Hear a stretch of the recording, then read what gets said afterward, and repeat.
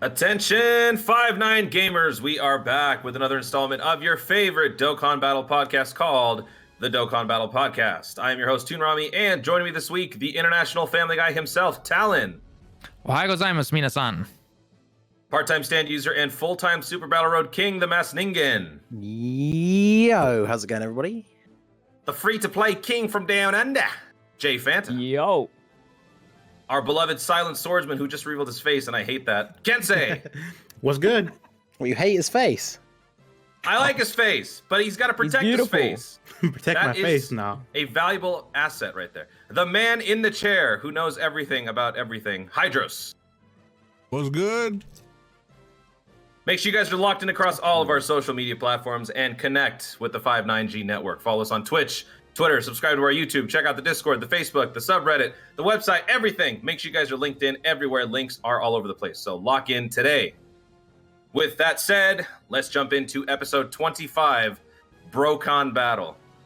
I don't think I need to say much more than that to really get the ball rolling. Guys, Dokkan is a bit of a enigma right now for some people, especially global. What is the deal? What is happening? We were supposed to get this incredible update that was supposed to lead into Saiyan Day, where both Global and JP could celebrate Dokkan together. But instead, Global was left with this monstrosity of a game where you can't really do a whole lot. So I'll just leave the floor open to you guys. What is going on with Dokkan right now? Why is this taking so long for this broken update to get any sort of a fix? And is this going to damage the game permanently? Who's gonna start? Me? I can start. All right. Go ahead. So, pretty much, if you guys don't know the problem, they've closed down all the good events, pretty much, and now if you ever use an item in Global Dokkan, you pretty much get force closed. I don't know why it's taking them so long. I'm not an app developer or anything, so I have no clue, like, in terms of how to fix this, but I mean, if I was to guess why they haven't fixed it now is because the developers are incapable of doing anything. Nah, I think what they think is less maintenance, the better, right? So maybe they might wait until Saiyan Day maintenance to fix all this up. I'm not too sure, but yeah. That is a good point, because that has sort of become a staple in the global Dokkan side of things. Maintenance taking more time than they predict. So is it better, I'll go to you, Ningen, is it better for them to have an active game but a damaged product, or more frequent maintenance, so less game time, less time inside the space? It's hard to say, because, like, obviously if the game was in maintenance for, like, a full day, because it happens all the time when maintenance gets extended, you see people complaining about, like, missing in on their daily login bonuses and all that kind of stuff. And obviously the game is, I mean, not even half, it's probably more than half, because the value that you would put on the modes that people actually want to play. But like half the game is not available, but there is still some stuff you can do. So I don't know, it's kind of, I guess for me personally, I would rather that even if it was like a 24-hour maintenance, I'd rather they just did that once and then it was all fixed. But obviously if they can't do that, then I don't know which is the right way to go about it. I think the strangest thing of all is the fact that we still have literally no idea what's going on. This is the one thing that I've seen people say the most, and I've seen people on both sides. Like, people have replied to that sort of complaint by saying, like, oh, well, what are they supposed to do? Just tell us, oh, by the way, it's still broken. But like, in a way, yes, like it's better for them to say, oh, we are working on it, but it's still, we still don't know when it's going to be fixed.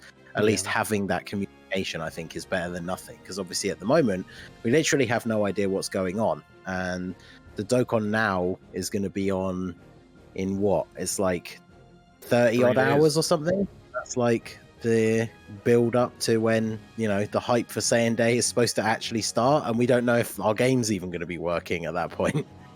So it's the not knowing, I think, is like the worst part. Like, I'd rather know that it was going to be fixed in, like, say a week, or it's going to be fixed, but there's going to be a 24-hour maintenance, rather than this weird sort of limbo that we're in at the moment. Talon, do you feel like some sort of a compensation in terms of stones would make up for this misstep by Dokkan, or is this a sort of issue that no amount of dragon stones could fix as far as optics afterwards? I mean, I'm sure if you gave it like 1,000 dragon stones, then yeah, I mean, everyone would be like, oh yeah, let's just break the game more, guys. Let's go. Come on. Yep.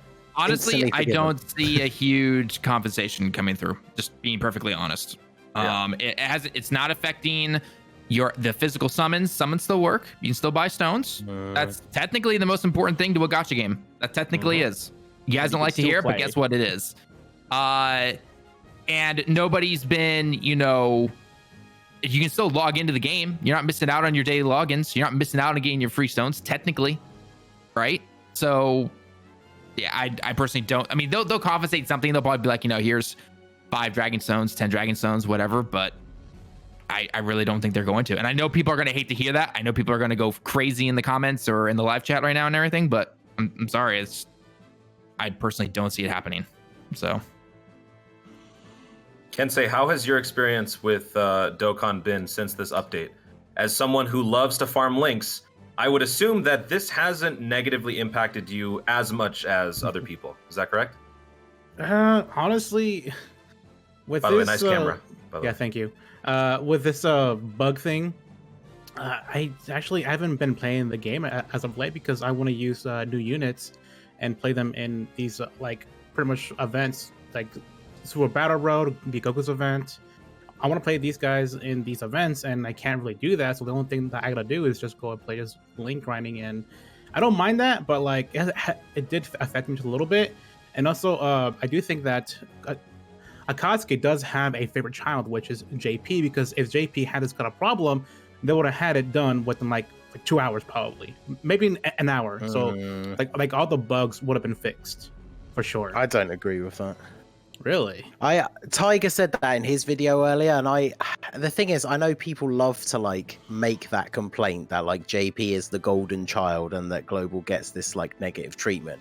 But like, whilst there are things that you could lead you towards having that opinion, I don't think I think the issue is like whatever it is, it's probably something to do with the translation into the multiple other languages or whatever, because obviously technically it's the same update that JP got and it didn't break the game for JP. But the company, even though like Talon said, you can still buy stones and you can still summon, but like while this issue is going on, it's almost guaranteed like less people are playing, less people are spending money, and they don't want that. Even if they do like prefer the JP version, it doesn't make sense as a business for them to not fix it if they could. So I think even suggesting this idea that like, oh, they could have fixed it by now if they wanted to, like I don't think that's very responsible messaging, because I just don't think that that's true, like at all. Hydros, not gonna acknowledge that.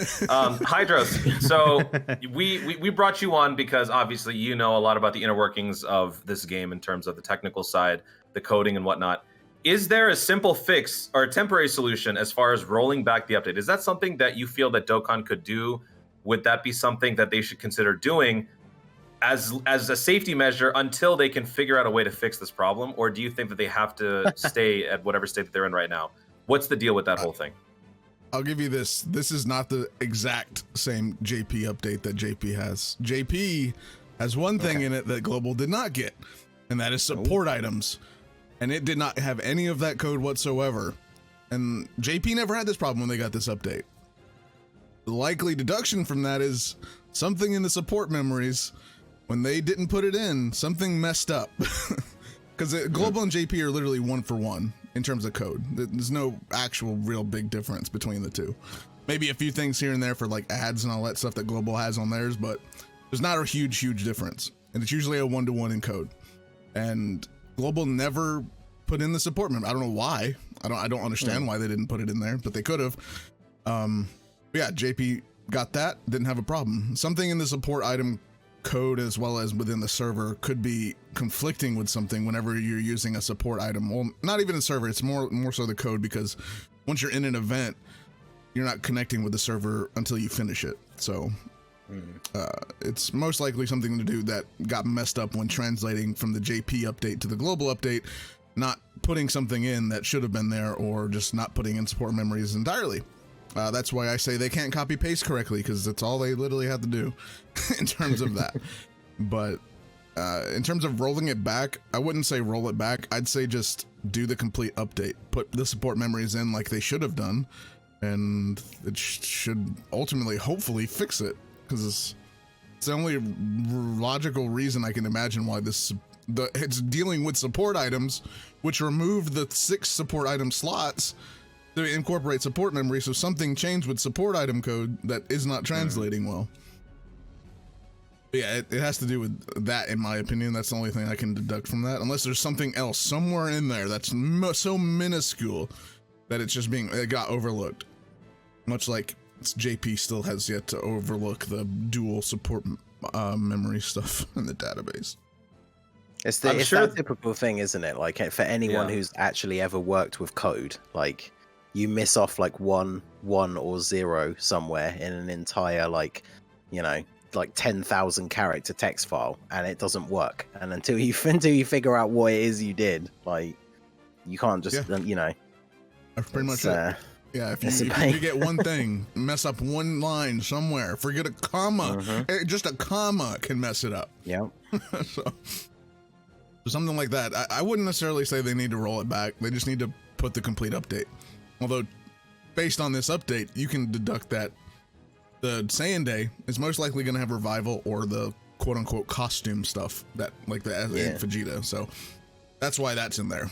That's fully implemented. But support memory. Yeah, that was going to lead into my next point, because they still haven't missed a beat when it comes to campaigning for their upcoming content and all that, because they went ahead and tweeted out for Global that the Saiyan Day Dokkan Now special is going to be dropping on the 16th. So I'm sure they know what's going on. They have to know what's going on. They are aware. They're trying to fix it, but at the same time, they can't stop what they're doing. So at what point are they going to reach an impasse where they just have to stop everything and say, you know what, we messed up, we can't continue with the content?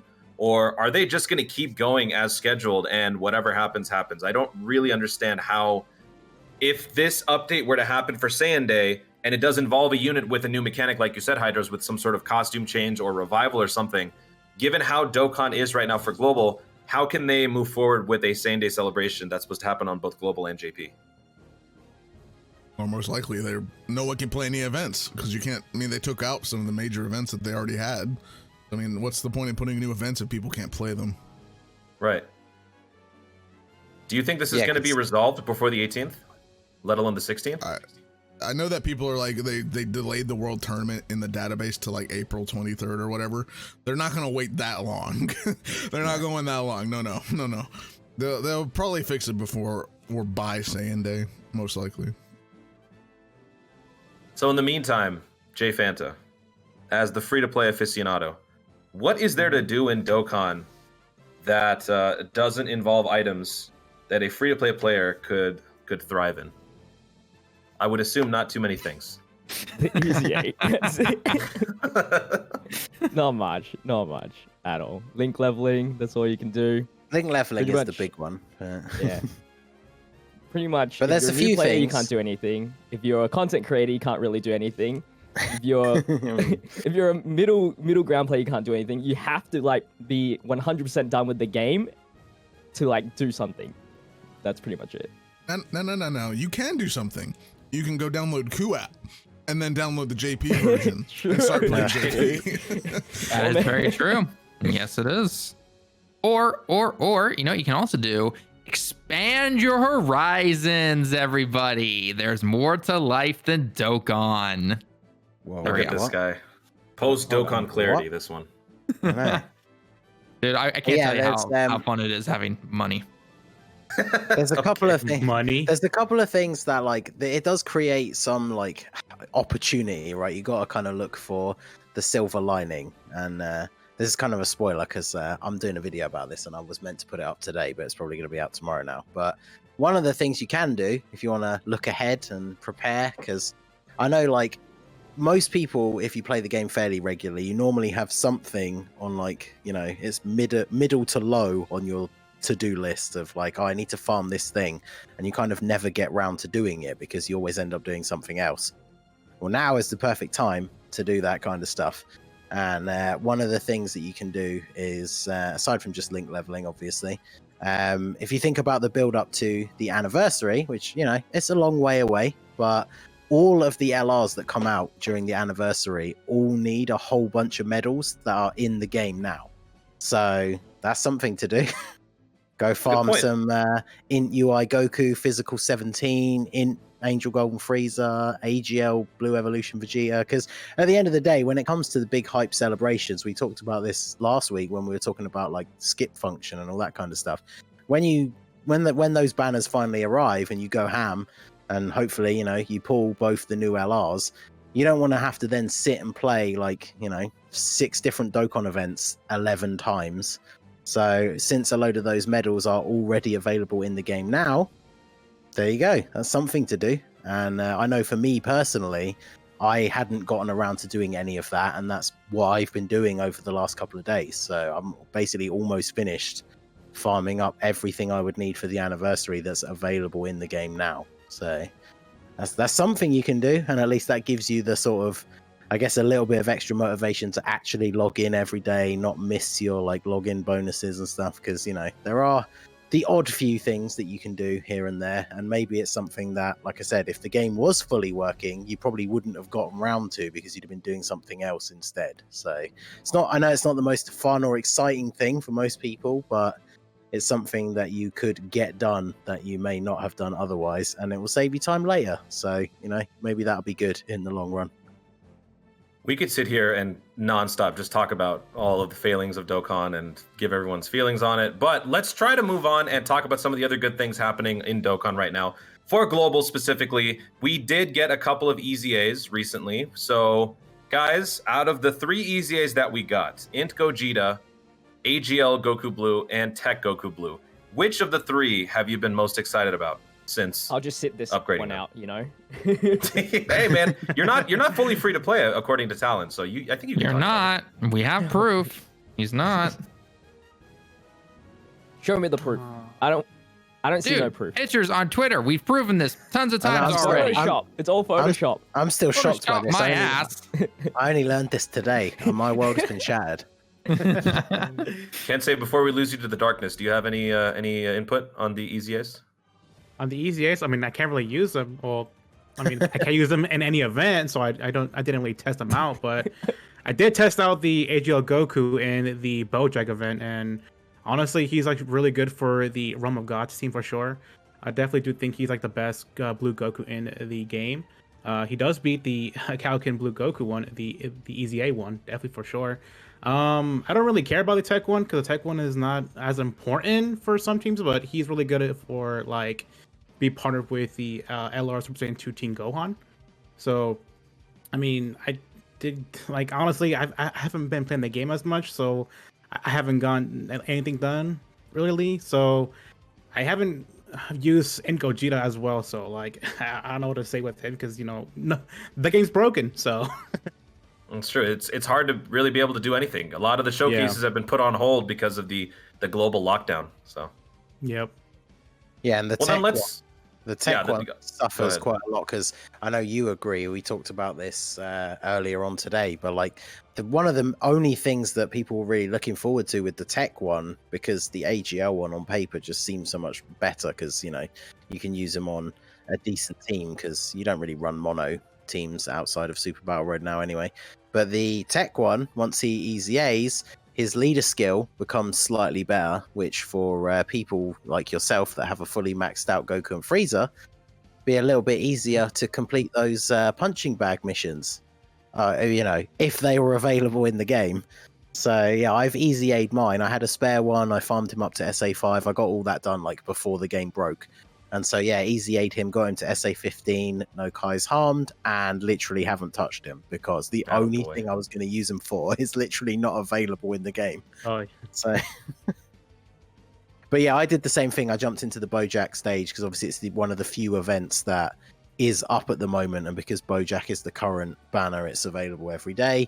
Obviously, you can get to that is it the second phase? And as long as you just keep attacking Bojack, the phase goes on forever. So it does give you, well, that's like 99 turns, but it gives you a bunch of different rotations. So you can see the unit with, you know, the different kind of numbers they'll hit, both attack and defense wise, with different link partners, different support units. But like, that's not really very fun. Like, it's interesting to see the kind of numbers that they'll do on those other rotations. But as we've kind of said, like, you really want modes like Infinite Dragon Ball History, Super Battle Road, like, to test out like new EZAs and new units. So yeah, not really done a huge amount. I don't think I've really used the Blue Goku outside of I think he's got one link to go to level 10. So apart from being on my link leveling team, I haven't really used him since I've EZA'd him, unfortunately. Before we move on to the JP side of things, Hydros, just a quick question. Because of what's been happening with Global, what does this make you think when it comes to the version Z update? Do you feel like this potential hiccup in the global timeline could affect the potential rollout of the version Z update, or do you think once this is fixed, all things resume as normally scheduled? Well, I mean, when you think about the developer, it's all Akatsuki. It's only the one JP developer. There's no Bandai Global US is not, you know, obviously developing Dokkan Global or anything like that. It's all just the one Akatsuki, and they have their own global team, and then they have their JP team. Hopefully it's not taking stuff away from the JP team to hopefully then do this fix. But if it is, I don't think it would delay the update. I think they should have enough time to do that, to do the version Z, whatever that may be. So I don't think it would delay it by any means. I mean, if it did, maybe like a couple of weeks, but I doubt it. Let's hope, man. Positive thoughts.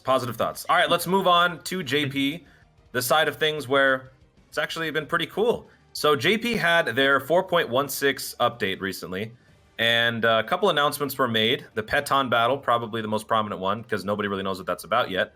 And then, of course, we got a whole bunch of other awesome updates for the game. So let's start off with what was your favorite part of the update? Was it the same name update? Was it the inventory optimization? Is it the trade-in coins? Is it this new mode that we still don't know much about yet?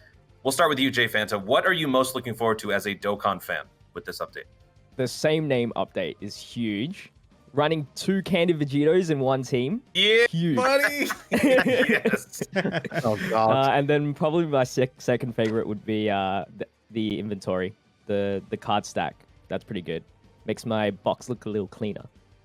But yeah, those two are my favorite. Kensei, what about you? I think it's the gacha coins and the same name update. So the only thing that I have a problem with the gacha coin update is just that you can't use your previous SSRs to exchange them to the gacha coins, which is unfortunate. But after the update goes live, any cards that you summon can be exchanged for the gacha coin, which is really nice, and it helps out a lot of free players a lot, and I do like that. And also the same name update, it opens up like a lot of creativity for content, and also for like team build-ups as well. So that's actually one of my favorite ones. Talon, do you think that it's fair that the same name update comes with the stipulation that they cannot link together? For right now, that seems like the balanced move, right?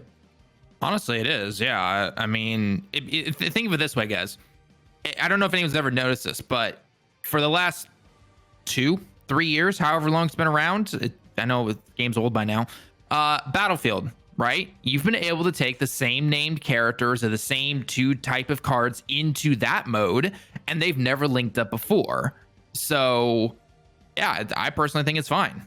You know, they still have the transformation characters that will link up with non-transformed characters, right? You know, physical cooler, SCR cooler, you know, any kind of Super Saiyan Goku to, you know, whatever happen, you know, with changes and everything like that, they all still link up just fine. But just simply, you know, base out of the gate, 2 cards are the same type. So Super Saiyan Goku, they're not going to link up. That's totally fine. I get it, you know. Plus, let's be honest, you're probably going to throw them off rotation anyway, or one of them is going to be off rotation no matter what, depending on what type of card they are. You know, especially if you have one that's more of an attacker and one's more support, right? You're not going to keep them on the same rotation all the time. You're going to have that support floating all the time. So that's perfectly fine. And it gives relevance still to transformation cards, exchange units, and stuff like that. So Exactly. Really yes, exactly. You hit the nail on the head on that one. Ningen, as far as the inventory optimization goes, we already had a pretty awesome update where the non-essential SSR cards were already separated in their own little segment, like the Kais and whatnot. Do you feel like this inventory optimization, while it's great, is as necessary as maybe the same name update? To be honest, I don't actually know that much about it. The in terms of the inventory side of it, to be honest. So if Go ahead. No, you're the JP guy. Go ahead. All right. I mean, basically all it's doing is that if you have an exact copy of some card and, and they're scattered throughout your box or, they're all next to each other, essentially, all this really does is just compiles them into one. And then on the card icon itself in the top left corner is going to be a number, essentially, right? So let's say you pulled, transforming the everlasting, everyone's favorite transforming AGL Goku that everybody loves, you know what we're talking about, right? Let's say you pulled one and then you pulled one on another banner, then you pulled on another banner and another, you get the idea. Then all it's going to do essentially is just condense it all into one pain in the butt AGL transforming Goku that you have, and it's just going to have a number in the top left corner. So it's only the exact same card. Exact same card, in yeah. the So exact same form as well. So if you have one right, reversed to the SSR, they're not obviously going to right. So really, for me, that would literally make no difference in my box whatsoever. I don't think. Well, I mean, have you ever kept cards for EZAs or anything like that? So yeah, I guess that's Normally, I end up forgetting and don't awaken the spare one until the day of the EZA. So like for example, for me personally, like I have obviously I have physical cooler at Rainbow, then I've got another copy of him at SA5 all ready to go. But I do have an extra one, and this is also the same with like STR Rose and everything, where in case something dramatically changes in their passive where, maybe additionals is more important than crits or vice versa or anything like that, I've kept on to do a couple of important cards that I like. And so that's just simply going to condense it like that. Maybe to most people, it won't make a difference, but it's just more of a quality of life update. You're never going to notice it, maybe. Doesn't matter. Still a good, nice little update. So that is a good idea, actually, because, there's definitely been a couple of EZAs along the way that have kind of completely changed the way you want to do their hidden potential. Because I think for those of us that have been playing the game for that long, when in Janemba first got his EZA, I remember back when he was first around and the hidden potential system first came out and everybody gave in Janemba 20 dodge, and then he got his EZA and I was like, oh, I really wish I hadn't done that. For the trade-in coins mechanic, is it fair to assume that they're probably going to have the value, the return on investment be very minimal, like pennies on the dollar? If you pulled like 3 copies of this physical SSR Kaioken Goku, you turn them in, you get 3 coins or perhaps 6 coins. Do you expect it to be something very minuscule like that? Or do you foresee there to be a substantial amount of value in these units when you pull them to feed back into the system and kind of get the ball rolling with the currency in the game? I mean, if it's more than 1 coin per, I'll be incredibly surprised. Guys, hang on. So I do want to address this real quick. I'm sorry. I have to address this because I always see people complaining about it and everything about how, why isn't it, pass cards you can use and everything like that, or, it's only going to be 1 coin. It's not going to make a difference. They could have not done this at all and just continued forward. So at least it's there, right? Let's go back 2 weeks before the update happened. Nobody was talking about this at all, right? The fact that it actually exists and they're finally doing it, at least it's there. And you know what? It may take some extra time and everything like that, but guess what? That's still gonna be more coins in your box than, hey, not something at all. Just saying. Yeah, like people were acting like every single person has just been stockpiling these spare SSRs because we thought something was going to happen in the future. Right. Like, nobody knew this was going. No. Yeah. It's kind of annoying, I guess, if you're someone who does have a bunch of spare ones that you could have sold. But like you said, if they didn't do the update at all, you'd have nothing to do with them. And now you are going to have something to do with them. But again, with the value, like when you think about, so like when you do a single, you get a coin, right? And you're not necessarily going to pull an SSR. When you do a multi, you get 10 coins and you get a guaranteed SSR. So if that guaranteed SSR is one that you don't need, that's like 11 coins for that multi if it is only one.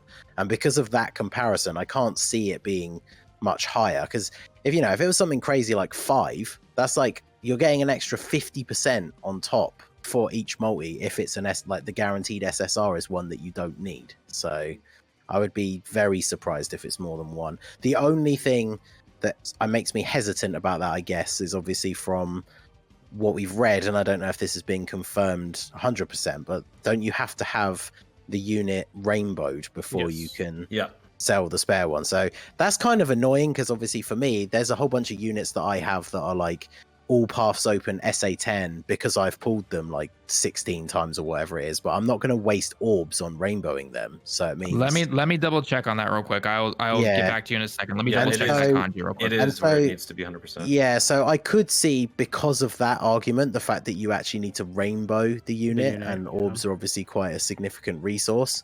That could potentially be the justification for the units being worth more than, say, 1 coin each, because obviously you do have to put quite a bit of investment in before you can even trade the unit in the first place. But yeah, anyone who's thinking, like, I've seen people saying it should be like 10, and there's no way. That's not going to happen. I don't think. No. You're not going to get a multi's worth of coins for a spare SSR. Well, that's why we're not game developers. Are more valuable? Right. Not game developers. But anyway, J Panda, go ahead. You were going to say something. Do you think LRs are going to be more valuable for coins, or you think everything's just going to be 1 coin each? Maybe 2. Yeah, it's interesting. Maybe just For an LR, I'll probably say like 5. Look, I mean, because you got to think about this. Like, at no cost to us, they're adding another way for us to reduce the need to buy stones, essentially, because this is another way to get coins, and this all feeds back into the system. This is another way to circumvent the need to buy a stone pack to maybe summon an LR or a TUR or whatever unit you want that's available in the coin shop. So they can't break their own economy by giving too much return on these summons, right? It's kind of like if you buy what is it, like a 24 pack of water bottles, it costs like $8, I don't know, and then after you're done with all the water bottles, you take those empty water bottles, those plastic water bottles, you take them to like those recycling plants. They give you like, what, 3 cents a bottle or something like that? It's kind of like that. Like, it's not meant to be where you get everything back that you spent. No, it's supposed to be diminishing returns. So that way you still have to continue playing the game the same way, spending on those stone packs, playing the game normally. Because if they were to give you a lot more for your buck with each of these summons, that would basically kill that cycle. Yeah, I can agree with that. Because again, it is like, this is the thing, and it goes back to what Talon was saying. Because, at the end of the day, love it as much as you may or may not. It's a gacha game at the end of the day, and their primary goal is to make money. So All about them the adding money. in a system that allows you an extra avenue to get units without having to spend money is technically it's like counterproductive to what their end goal is. So it's a positive change for us. So even if it is 1 coin, like Talon was saying, it's better than what we had before the update, which was literally nothing. But I think it might be actually, correct me if I'm wrong, maybe also productive at the same time. Say if you like had a banner where you only had 1 unit that you needed, but everything else was 100%. Usually people would skip, right? Yeah. But now with this system, maybe it's like, oh, I'm going to get more coins back. It's not really a big deal anymore. And then people will summon on that. Maybe that's the way they're thinking. Yeah, I could because see it that, yeah. definitely makes it feel like less of a shaft if you pull a bunch of units that you don't need, because then you can sell them for coins, whereas now you can't really do anything of worth, because, if you're at the point where you're barboing like Dokkan Fest exclusives and LRs and stuff, you probably don't really need the barber points. So, yeah, having something that's actually valuable to trade them in for is good. Okay, so real quickly, just to clarify, I went over the Japanese again in the update that we're going to be getting here soon about if you actually do need them rainbowed and everything. It does clearly say out that you have to have them at 100% in the ability system. It has the exact same kanji for the ability system, that it has to be 100%. The game will recognize it and then be like, okay, now that you're trading this card in, you will get the actual gacha coins instead of normal bobble points or anything like that. So, but again, you have to keep in mind though, Dokkan Fest cards themselves will get you the red coins. Yep. The non-Dokkan Fest LRs get you the gold ones, and then everything else gets you blue coins. So if you're trading in a Dokkan Fest card, 9 times out of 10, you're gonna have them rainbowed probably, right? So yeah, 'cause wasn't it they were saying in the screenshot that I saw, it's like the specific banner you pulled them from, because they used that physical Kaioken Goku as an example, because he's in the general SSR pool, so he's on every banner. So if you pull him on a Dokkan Fest banner, you get red coins. But that exact same card, if you pull him on a legendary summon banner and then sell that extra copy, you get yellow coins. Yes, and that is also that is also a thing. If you pull him, so again, using Kaioken Goku as an example, if you pulled the Kaioken Goku from the terrible LR banners that are not Dokkan Fest, you'll get a gold coin or however many they're going to give you. Pull them from a Dokkan Fest, you'll get a red one, and then pull them from any other banner. So the category banners or the type banners when they rarely come around, then you'll get a blue coin. So yeah, so it's essentially the easiest way to remember it is you get the coins for whatever the banner you summoned that unit from gives you. Yeah, right, exactly. So that's kind of interesting, because I guess in a way, I know there's still going to be a skip for most people. It's not like a groundbreaking change, but it does kind of help out for people that do like to do a few summons on legendary banners, because obviously getting those extra yellow coins is going to be nice. I mean, those banners suck, so you shouldn't be summoning them at all. But yeah, no, your point definitely stands. So, Hydros, were you going to say something? Yeah, the reason why the SSRs that are already in your box will not count is because there's no actual tracking mechanism to determine which banner they come from. But for this update, they're adding that specifically so they know what banner it's coming from. That's why you'll never be able to use your previous SSRs. You can use them, I guess, to feed it into one that you pulled after the update, I would imagine, and that would count. If that it also seems like a pretty hefty update, right? That's a pretty monumental thing to add into a gacha game, the ability to track and give some sort of intrinsic ID value or something to indicate where a unit was summoned from, right?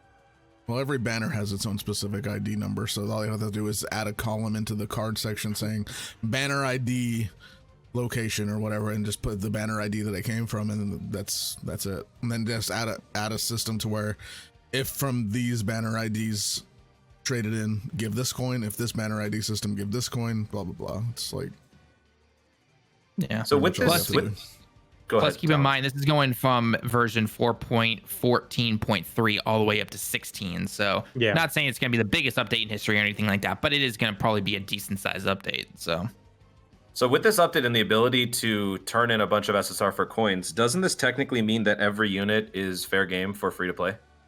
Jay Fanta, you're in trouble, dude. Jay Fanta. I guess with enough time, sure. How's that going to work for the free to play king? Oh, well, don't summon.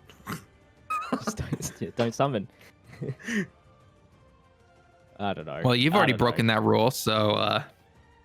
All right. Okay, so I'll tell you one thing though. With this gacha coin update, do you think that there's gonna be a limited supply of gacha coins? So let's say you're only to have a limited 1,000. So because it seems good to be true to be unlimited for sure. So I don't know if Akatsuki is going say, hey, you can only get a certain amount of gacha coins. I feel like they won't limit it just for the fact that would potentially encourage whales to summon more. Yeah. Because if you did a whole bunch of summon, if you are a full-on mega whale like some of the JP players in Japan, if you do a ton of summons on an LR banner, and then you take a look at your box afterwards, and it's hey, actually, if I get another 500 coins, I can rainbow this other LR. So I'm just gonna go and do another 10,000 stones worth of summons, so I can sell off these extra units. I don't think they would put a cap on it just for those odd few people that would take advantage. Because I think for 75% of the player base, if they put a cap, you'd probably never hit it anyway. But they won't put one in just for those odd few people that would actually, maybe spend more just because there is no cap. So I would imagine there probably isn't going to be one. There are definitely some JP players that make Truth and Noir look like minnows, essentially. It's the one, the ones that always throw me. Like, I guess I personally don't get it, but like, it's when you see people with the screenshot of their box and they've got like the same LR rainbowed like 5 times. See, that I don't understand. Like, I get keeping like the TUR and the SSR, but they have like the LR and the SSR like 5 copies of both like rainbowed. I guess they want to flex, that's man. Some crazy You stuff don't truly right own a unit until you have like 20 copies filling your screen. Yeah, true.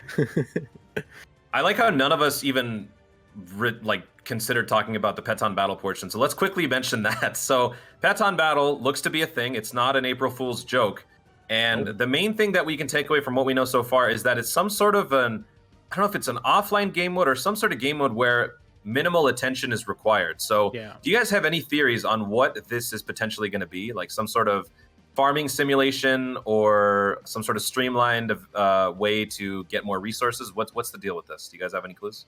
Didn't Goresh say it was like system. the Legends? Legends system. It's going to be like a just throw in Legends system units. in what way? The Legends Adventure Adventure mode, system, is that where thing? you It's can kind of like set the your Grand units Cross on an adventure. thing, right? Yeah, that too. For like you. Grand Cross. Oh, like the patrol stuff. Yeah, you just set a bunch of units, stuff. Okay. Okay. Do stuff. I don't know where the chibi cards come into play though. I mean, I guess that could be like the way they. Okay. It's like animation or something. Who knows? I assume it's like they just have like icons of like the characters going on, and they just have like chibi styles. Oh yeah. But to do all of those cards that way, that game's gonna. Yeah, get I a feel like they massive might size have increase. they might have one for like a bunch of different characters. Like there'll be like a Super Saiyan Goku and like a Super Saiyan Blue Goku, but then all the different variations, including even like Blue Kaioken or something, will all just use like the same chibi sprite. Because I can't maybe it's imagine just them like doing that for every single character in the game. Maybe it's just like a smaller, more de-res version of the character sprite that you have in the battles. Oh, please don't. Because that would be a don't. pretty hefty update to that integrate seems all of that. that seems crazy. I won't even be able to lift up my phone after that. If they were to do every card in the game having their own version of the chibi sprite, because we already saw that it was like that SR Goku, right? Or S whatever Goku that was shown. If they do it to every card, your game size, it's already 5 gigabytes, and you're in 6. You're looking at near 7 to 8. Oof. Just maybe on card they art. have it like limited to characters. Maybe like you can send out, like potentially. I was gonna say that they may be limited to certain cards in the game. Like if you have this, that, or the other, then you can send them out on this adventure. Just to keep It could be. to not It have could to do be so like much. you send out like the chibi character could be the character you send out on the quest, but then to do the quest you only need to have any card that has that character's name. So like any Gohan means you then send out the little like chibi Super Saiyan Gohan or something like that, rather than it being literally representative of every single unit. But obviously that's something that I guess we won't know until we actually see it. But be interesting to see if who gets one though, because some characters I imagine would look pretty funny, like Jiren, Piccolo. I can imagine some of them looking pretty good. All right, I want to let's see a move Super on. Saiyan 3 Goku in that style. It would just be a ball of fur. Yeah. Let's move on to some good news on the JP side as well with the EZA of the physical Super Saiyan 3 Gotenks. Talon, this unit has just become ridiculously broken, completely eliminating its defensive weakness. Talon, is this the best EZA in the game? I don't know if I'd necessarily call it the best. A couple of things, in my personal opinion, that I'm using air quotes here, that hinder it is that unfortunately it's just all Gotenks cards. Unfortunately, their link set. So getting that 11 key super attack, you're not really seeing it that much, just because you're going to generally run them on fusions or people that have over in a flash and fuse fighter, and so that kind of thing. That being said, though, he's obviously a lot better. Like, there's no question about it, right? Amazing attack. Actually has defense. It's just my theory. It's my theory right now. They don't give 2 flying Fs about Super Saiyan 3 Broly, because everyone and their mother was worried that this guy was going to get the same exact treatment as Super Saiyan 3 Broly, because both of them had some kind of minus defense in their passive. And then Oh, Gotenks is like, oh, all right, yeah, no, you actually get more. You actually get starting defense. You get more defense for a certain amount of turns. Yeah, he's actually pretty good. Now, obviously, he's not going to be some huge, crazy ultimate defense beast that is, going to be really good in long events, because clearly he does lose some of that defense after 7 turns, I believe, still. So obviously, you've got to be careful and everything. But yeah, it definitely a very good EZA. Best out of the 120s, I'd still say no. But again, aside, if we just throw Broly out of the equation, because he screws up the curve, all the EZAs have been really good. Yeah, he's unmeasurable because he's He's unmeasurable in hell and in a realm where nobody wants to use him. He's on the phone to customer service at Akatsuki right now. He needs a refund for this EZA. Exactly. But yeah, I don't know what it is as well. Because sorry, I don't want to interrupt. But That's okay. We mentioned it last time. I don't understand. Like I would have to assume that it's. I guess they must have taken on some of the feedback, because people were big mad about his EZA. Because obviously he was the first. Well, he was the first one for JP. But yeah, so he was the first one to get one, and then every other one since then. Regardless of how you choose to stack up, like how good their EZA was for them in general, like how much of an improvement they got, it's probably impossible to argue that they all at least got like a very solid upgrade for everyone after him. So it's nice to see that maybe they have like course corrected and all of the rest of them are going to be really good. But we said this last week, considering there are only like 2 Super Saiyan 3 Brolys in the game, it is a bit of a shame that he got the shaft, because Broly's a massively popular character. Super Saiyan 3 is a massively popular form, and yeah, like we only have 2 in the game and they're both not very good. So it's very disappointing. While we're on the subject of Broly, that's the perfect segue. Thank you, Ningen. Let's move on to the final topic for this week, which is Saiyan Day coming up. So as we mentioned before, the Saiyan Day announcement for the Dokkan Now special was dropped on the global side of Dokkan, so it's still moving forward. They're still, going to be continuing on as regularly scheduled. Yep. But the reason why I mentioned the Broly is because recently, maybe earlier today, about half a day ago, we got the indication, a strong indication, that Broly is set to be the Saiyan Day unit, the Dragon Ball Z Broly, I believe. So if that is to be taken as truth, do you guys think that is an appropriate unit for this year's Saiyan Day celebration? Yes. I don't see why not. Yeah. Me personally, yes and no. Me, what I want is a God Goku. That's all I want. Because it's literally, there's a lot of, there's not too many Z Broly's, but there's the LR, there is we don't have a Dokkan Fest per se one that is in base form. So I do understand that people are saying that Z Broly in base form should be a Dokkan Fest, but me personally, we don't have a Dokkan Fest God Goku. So, I wouldn't mind another Z Broly, but please let it be God Goku, please. He needs a Dokkan Fest. I agree with that, actually, to be honest. I do. We haven't really had a marquee, Dokkan Fest level Z Broly, right? So this wouldn't be something that's a repeat of some previous version. Yeah, the ones that we've had so far have been pretty mid, right? Yeah, the only Z Broly in the game. No, that's not true. I guess there is a distinction, of course. So there's a distinction when you say Z movie Broly. There's a distinction between movie 8 and movie 10 Broly. Yeah. Because that's what I was gonna say. Is we only actually have the one movie 8 Broly, which is the physical legendary Super Saiyan 1, and obviously he's from like the 70% lead meta. Because both the LR Brolys are from Second Coming, and then obviously over the last year or so they've been more focused on Dragon Ball Super Broly, because I think the last one we got was the trio during the anniversary.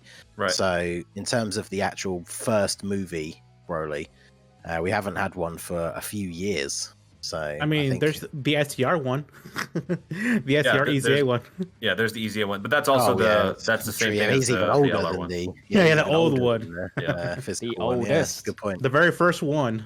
But yeah, Z Broly, I'm excited. Like I'm one of those people. Like I could argue with people for hours. I guess. Like I agree that there were flaws in the original Broly, like, you know, his backstory for the most part is pretty lame. But his design's always been cool. The idea of him being this like tonk, unstoppable monster. And yeah, I love the Super Broly. I like the redesign. I like the fact they gave him like more of a character. But like Z Broly will always be a character that's just cool to me. He might not be the best character. He might not be like, you know, the most detailed, the most in-depth, but he's just cool. And so seeing an actual like a new movie 8 Broly with like the level of super attack animations that we have now, yeah, he's not my favorite character, you know, in the franchise, but I'm definitely hyped for a really good new Broly. Let's just hope that this one is representative of Broly in the movie, yeah, and actually has some defense.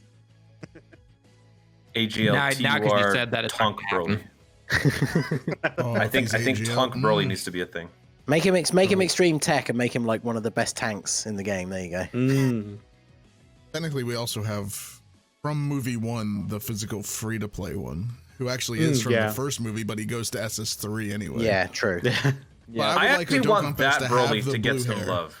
I want him to be the blue-haired one, then transforms. I hope he gets an easy maybe base into blue/Super Saiyan, whatever his blue hair/Super Saiyan is. Yeah. And then an active skill into legendary or something, right? Yeah. Kind of go through his forms. That farmable physical one when he awakens, I think that is because I think I mentioned it earlier in the video I did about the leak, but that blue hair one is like that fit the awakening of the physical farmable one, who then has the next awakening to Super Saiyan 3. I think that is literally the only representation of that like blue hair sort of shading Broly in the game. So for me, like if I had to pick, I think it'd be really cool to have him as like the main unit with obviously the sort of current up-to-date art and everything. And then yeah, either an active skill or just on turn X, whatever, transforms into Legendary Super Saiyan. That'd be awesome. Jay Vanta, Go ahead. Hang on, I'm trying to get Jay Vanta in here. Hang on. Go ahead. What's up? I just wanted to hope that the physical Super Saiyan 3 Broly gets an easy aid the same day. That'd be great. He needs an update. Oh yeah, free to play. I forgot. Yeah. Thanks.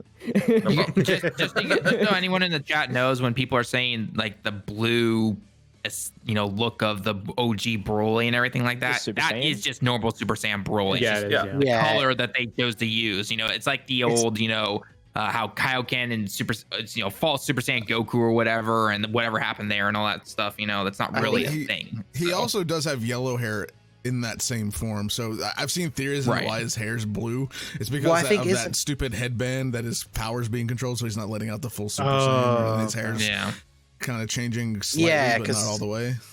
Because obviously when you look at the Super Saiyan Brolys, like the TUR forms of both of the LRs, they have like the proper blonde hair. I never understood it. Like I always thought his hair was just supposed to be blonde, but because even in the first movie, a lot of Broly's like auras and energy like output is all green. So I just kind of assumed it was the fact that it was like the mix of those like shades of like the lighting and stuff. Because I'm assuming his hair is still supposed to be blonde because he's still referred to as Super Saiyan Broly. But I mean, I think it's a cool look. So it's. I bet like I bet if you went and you.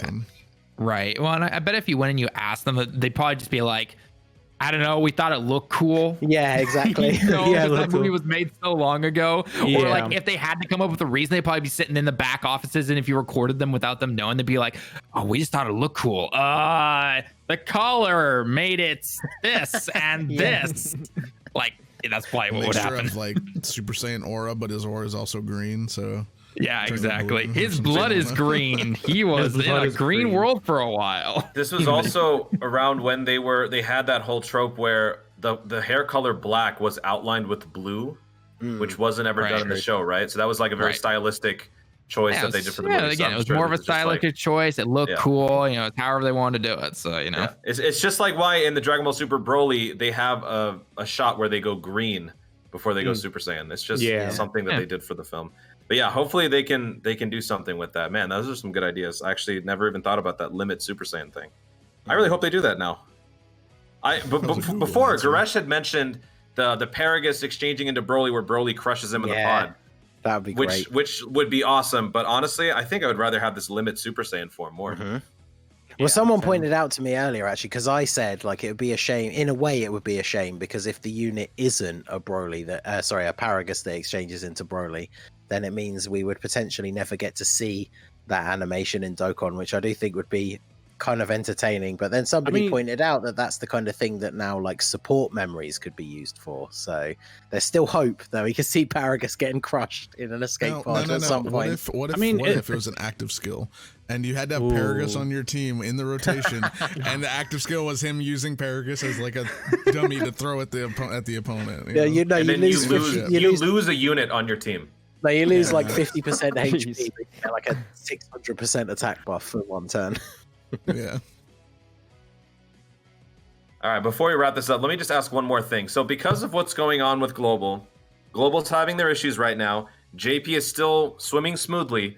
Do you guys foresee in the future Dokkan trying to avoid more of these simultaneous celebrations so that there isn't a chance of this sort of a thing potentially derailing these collaborative celebrations in the future? Or do you think this is just a one-off? This will be fixed and everything goes back to normal and they will continue on as they normally want to do with these, Saiyan days, the download celebrations and whatnot? I personally don't think it will. It's like Hydra Smith said when he was talking about what exactly this is, and it's probably just a line of code somewhere.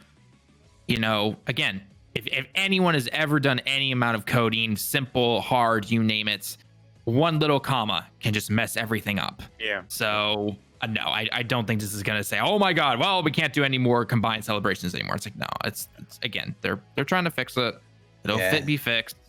So, learn their and again, lesson. expand your horizons, people. There's more to Dokkan than just Dokkan. So, Yeah, it feels like it was just bad timing.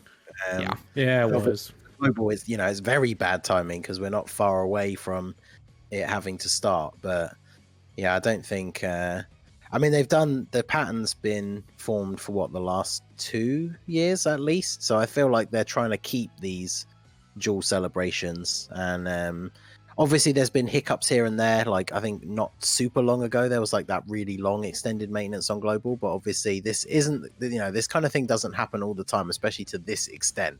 So as bad as it is, I would assume that it's not going to impact their like future plans, other than maybe trying to sort out the updates with a little bit more. I don't know what the word I'm looking for is, but solid backup, whatever. Actually being ready to go. Like that's a good thing they should do for the future. But all right, and with that, we're gonna wrap up the first part of the show. But don't go anywhere. We're gonna be right back with some of your questions right after this.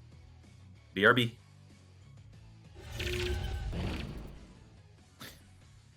all right, guys. So we are obviously back for the second part of the podcast. But beforehand, we want to give a quick shout out to 2 particular areas. First off, to every single person here who's just simply here for the podcast, watching us, giving us those views, hitting that follow button. If you haven't already, make sure you hit the follow button. It's free.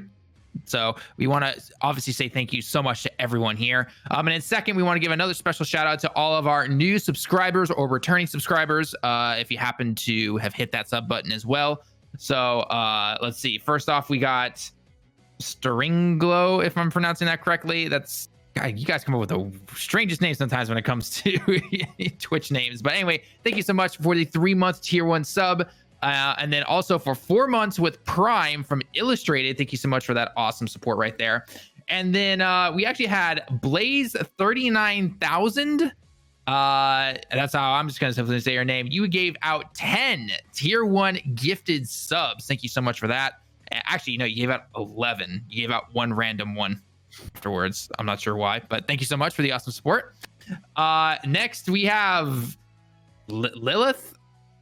Thank you so much for the Prime sub, and then also Black Gamers with the Prime sub, and then literally right this minute we have Rev Central. Thank you so much for giving out 5 tier 1 gifted subs. Thank you so much. So if you guys happen to receive those gifted subs, make sure you thank you who you need to. But yeah, other than that, Toon, go and take it away with our first question.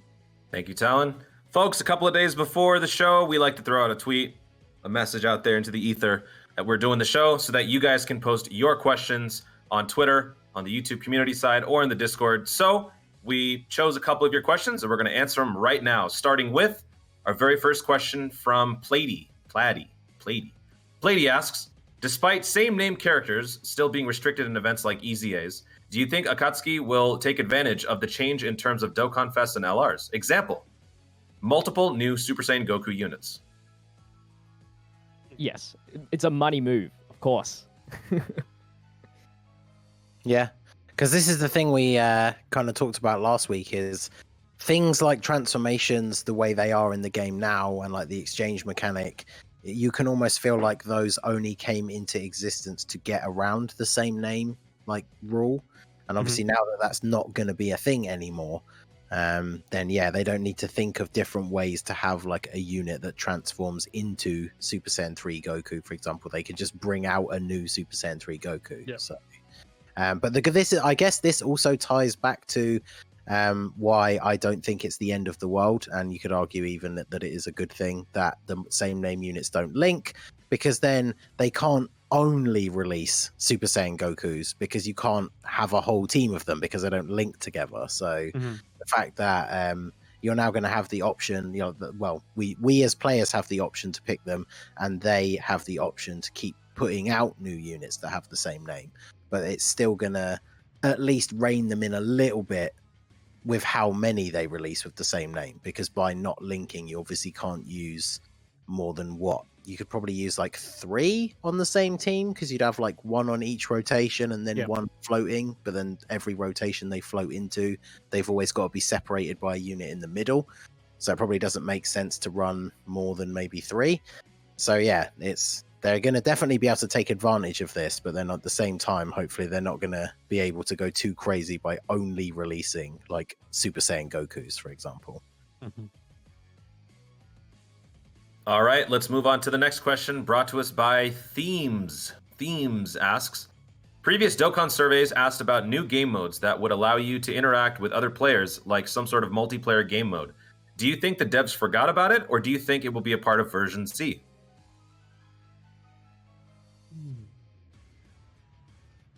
I mean, I really think so. I mean, it could happen.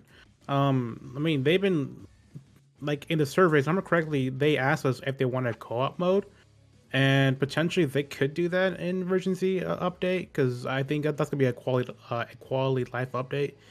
And I mean, How long ago was the survey? I think it was like a couple months ago, if I remember correctly. Did they show the results of the survey though? Because obviously they asked about them. Do they ever? I don't think they ever do that. Yeah. They never show the results. Players said no, we don't want that. Then I guess it's not the case. They forgot. They're just not going to do it. But yeah, I don't know, because obviously we've talked about various different ideas. Throughout the lifespan of the podcast, things like raids and like co-op battles, I think is the way to go over something like PvP. But yeah, if they don't. If they've never revealed the results of those surveys, then I guess we don't actually know whether, like, yes or no to that particular question was actually the answer that got the most votes. So it could be in the works. I mean, even like it takes months to make these game modes, and maybe they're trying to perfect it or something, so they don't have the global issue. Yeah, that's what I was going to say. The global issue. And the game breaks for God knows how long. All right, let's move on to the next question, brought to us by the Tuga Saiyan. The Tuga Saiyan asks, do you think it would be a good idea to start launching EZAs for World Tournament cards? Yes. And what card would need it the most, apart from LR Piccolo, obviously? Yes, yes. Every unit with a flat boost, pretty much. Yes, like every GT unit. Super Saiyan Goku. Yep. That's all I remember. Names one card. It's like only one card to use. The old AGL Bardock, wasn't he a flat boost too? Oh, that one? I think somewhere correctly? Maybe units that need defense, like the Age of Beerus. Yeah. Man, it's hard to remember. Like Tech Super Saiyan Goku needs to remove the restriction. Yeah. Stuff like that, yeah. Feet those need works. The feet one? Super old ones, yeah. The feet Kamehameha is alright. The GT Vegeta. That needs an Oh, upgrade. yeah, definitely does. Oh my God, yes, please. Tech Turles as well. True. Textureless. You know what? You know what World Tournament unit I want the most to get an EZA, even though it's probably the least necessary? Kale and Caulifla. I want But they need an those two awakening units to first. get, yeah, TURs and EZAs. I want those to get upgrades. High School Gohan. Just High School Gohan, yeah. the best one. Talon, I would mean, you, would you Super come Saiyan 2 back? great Talon Yeah, would that'd literally be- come back to Dokkan if High School Gohan got an EZA. God, Be in easy, every eh? video. Hey, you know, I will say this. The only thing I'm excited for the next World Tournament is the fact that Great Saiyaman Super Saiyan 2 is getting the next awakening. Booyah. Yeah. Oh, that's he gonna- is? Yeah, Yeah. Cell was the last one. He's the next one. He should be at least. If they, Oh, sweet. yeah, If they skip him, they skip him. Oh yeah, someone in the chat said AGL Final Form Cooler. oh yes. His awakening is not bad, but obviously he's Man, It's good. It's good at doesn't different matter. AGL Dude, it's support. physical cooler, EZA. It doesn't matter. I mean, I know the whole name thing. It doesn't matter anymore, but still, How about compared the- to physical cooler, it's gonna be. How he's about an the AGL support unit though, isn't he? For Yeah, part of his- he just Yeah, did yeah, AGL yeah. support. That's the biggest problem with him. So something I'll like say- Super Power Mode. He's you know. Super Saiyan Bardock and yeah, EZA. Yep. yeah, yeah. that'd be cool. So yeah, a lot of the older ones, they definitely because Yeah. tournament units obviously recently, and like some of the newer ones, or even some of the older ones, but that have only recently got awakenings, are really good. But yeah, when you go back to the ones that have been TURs like for years now, like Mhm. they're definitely, I think, at the point where, I mean, we've got summonable units and now even LRs that have been out for less time than some of these World Tournament cards getting EZAs now. So I think they definitely should start doing that soon. Alrighty, moving on to the next question brought to us by Munchkim. Munchkim asks, with Dokkan doing more and more major updates, should they also work on the hidden potential system? For example, they change the specific type attack and defense boost nodes into increased super effective damage and reduced damage from guard. Interesting. That The only would thing be they need good. to add in there is to a select everything at once. Yeah, I that was think what I- I was thinking when I read this, but this is also an interesting addition. I would be okay with both. Isn't it Version like, Z, take care of this. wouldn't I this wouldn't this expect only affect specific units though, right? Because aren't those essentially the same thing for like?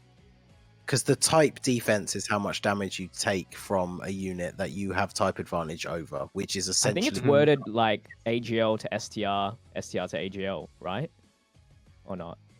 I'm not The sure. Attack and defense. Because Pretty like sure the it is. node in the hidden potential that gives you like more damage, it's like you take less damage from units that you have type advantage over, which Yeah. is actually what guarding is. But I guess if you specifically changed it so that it was worded that you get extra like damage when guarding, technically that would help out units that like have guard mechanics in their passive rather than just because the way it exists now, I'm pretty sure it only works based on type advantage. So if that's what they mean, it's a bit of a tricky like word wise, but if it worked like that, then obviously that would be super useful because any unit that has any sort of guard ability in their passive, that part of the hidden potential would then actually be a lot more useful. But Yeah, and Gogeta and physical Gotenks hit even harder.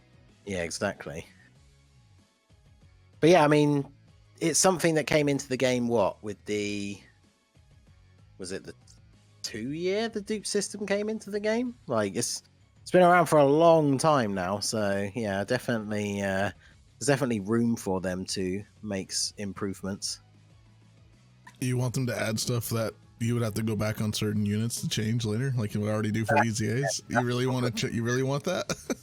That is true. I had a fifth dupe path. There you go. God, can you imagine how angry Wales would be? It's just a prank. Oh. Yeah, no, that I wouldn't enjoy that. I think just an autofill would be the best update Oh, out of please. all of them. Please. Because you remember the dark days when you literally had to select one node. One by one. Oh no. It took like almost 10 minutes to get. How a long did that last? That where you had to do that one by one? Oh, it was easily like a year. I don't know about JP. 'cause I know, A year? quality of Yeah. life updates always come to global a little bit faster. Man. And you're Yeah. about to get done, and oh wait, no, that's actually this update. Like usually, I almost get done with the orb thing, and then my game crashes. I'm like, oh my god, I have to go do this all over again. Wow. But yeah, I think that an autofill, obviously, it wouldn't, it wouldn't fill in the ones where you have to pick between the two different things. But other than that, yeah, that would be such a great like time saver. You literally click like one button, and then the unit's at like 97%, and then you just get to click the like the star abilities and pick which one you want, and then you're done. That would be so good. Yeah, before safety net, that was a project I was doing actually. And then they decided, hey, let's we're taking all of our ideas, but no. Yeah, no, they would have to make it to where any user selected option would be not specifically auto chosen. Yeah, because you don't want to accidentally, you're doing it for your Ink Gogeta, and then it gives him all crits. Unless they have like a menu system in there, do we be like automatically choose crit or AA? And so on and so forth for the rest of them if they added that.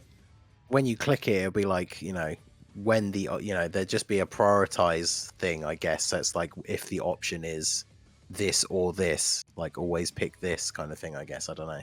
Nah. I mean, I think open up a can of worms. Well, that or even so, that would be a massive time saver because it's I think if you fill out a unit from 0 and just don't select those ones where you have to pick between the two things, I think it's like 96 or 97% or something like that. So just being able to press a button to get all the way to there, that would be such a massive time saver. Honestly, all they have to do is just design more units like they've been doing for some of the free-to-play units they've been doing recently. Because there's certain units, when you easy A them, and then you want to put all the hidden potential into their build, you just push one node at the end and it fills everything on the way. Different paths.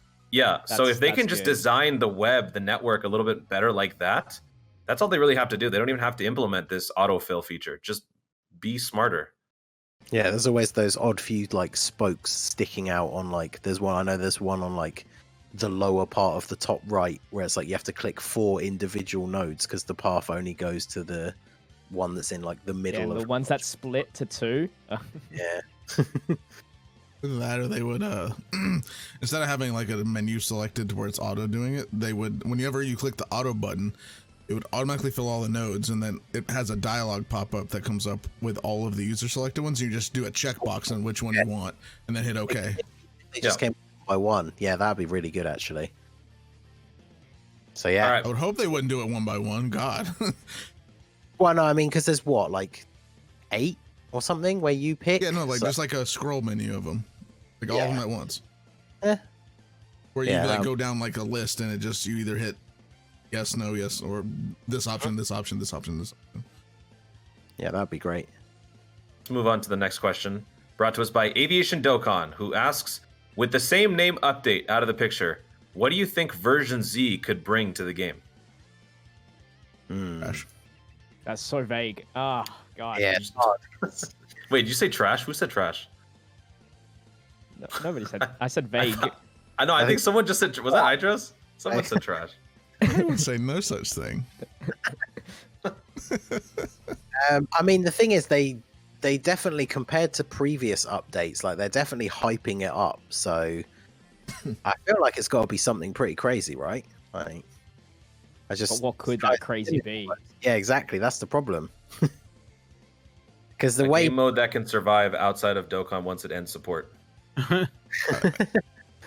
think I'm not thinking game modes. I'm thinking quality of life to the game itself. Like, Yeah, quality life. if they really wanted to, if they were smart about it, they could do better compression on the game to allow better art versions of it, like high res. Please, High res, yeah. please give us this, or redo all the sprites that look like trash. Or get rid of the dumb and background, maybe? Give it 3D. Let's make it Legends 3D? 2.0. Legends 2.0. And Legends was made to be Dokkan 2.0. I like how we're going back full circle. I mean, Fix the friend system. literally just gonna say that. Yeah, one of Friend the best. system, yeah, definitely. Yeah, fix the friend system because I would say a skip animation or a skip button. Oh, what for summons for the? Yeah. That's fair. I mean, every Whale gacha problems right game there. has that now. Yeah. It's always the friend interesting. system. Don't it happens. Like, I know I always bring it up as the example because it's like the only other one I play and one of the only other ones I watch content for. But there's like a skip button for animations. I can kind of see the appeal in the sense that, like, you know, you do a multi summon and you get like Kid Trunks and Fat Boo fly in, and so like, okay, yeah, I'll just skip that. But like, Yeah, skip it. you know, that could be that random multi where actually you pull like the new unit and it was just completely off of like a nothing animation, which does happen sometimes. And then you potentially are then going to be slightly disappointed that you missed it. So I feel like I probably wouldn't even use that feature, to be honest. It should still be a thing because giving the players choices, that's what counts. Yeah, I agree with that. Yeah. All right, let's move on to the last question brought to us by Danny R, who asks, what do you think about them changing the way we awaken some units, like maybe LRs in particular, to the same way we awaken STR, LR, Vegito Blue, and AGL, LR, Goten, and Trunks, where we do mini challenges, aka Supreme Kai missions, e.g., example given, team cost gap, type restrictions, time restrictions, category restrictions, etc.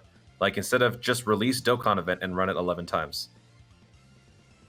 Yeah, I actually quite like that. I think the only one I would disagree, I don't like time gating of things, because I think people should be able to work at their own pace if they want to, like, smash it all out in one day or whatever. But yeah, that was cool. Like, some of the missions were annoying, some of them were easy, so it was, you know, it was more they were annoying just because you just had to go through getting them done. But that process to get all of like the things to awaken Vegito Blue was kind of cool. Like, something like that in the future would be interesting, because I do agree, like, just playing the same Dokkan event 11 times to get all the medals is not necessarily interesting unless you make it interesting yourself, like using different teams for each run or that kind of thing. So I think something like that, where it has a bunch of challenges built in, and then LR is perfect for that, because obviously they have multiple awakenings along the way, so you can kind of stretch those missions out. Something like that would be very cool. But I feel like VB is a good example, because I feel like maybe it works best for a free-to-play unit, because especially for people who like just want to summon, pull the new unit, and then they want to awaken it so they can use it, like that kind of big hype, big ticket unit is maybe not the one that you then want to sit and go through a whole bunch of challenges to be able to awaken. But, you know, I thought it was cool when they did it for Vegito Blue, so it'd be pretty cool to see it again. Any other ideas? Nah, I think they've all been hit. All right. Well, with that, we're going to go ahead and wrap up this week's show. So thank you so much for tuning in, everyone. Huge thank you to Hydros for manning the boards, keeping the stream afloat, and jumping in for today's podcast. Really appreciate that, man. Don't forget to follow us over on Twitch, Twitter, join the Discord, check out our Facebook fan page, the subreddit, the website, everything. All of our links are everywhere. Make sure you guys are fully locked into the 59G network. And if you missed any part of the show, fear not. All of your favorite podcasting platforms have you covered. Google, Apple, Spotify, many more. Subscribe and do not skip a beat. Join us right here tomorrow for our next episode of the Dragon Ball Legends podcast for Ningen, Talon, Jay Fanta, Kensei, and Hydros. I am Toon Rami. Thank you once again for watching. Stay tuned and always remember to Dokkan responsibly. Bye-bye.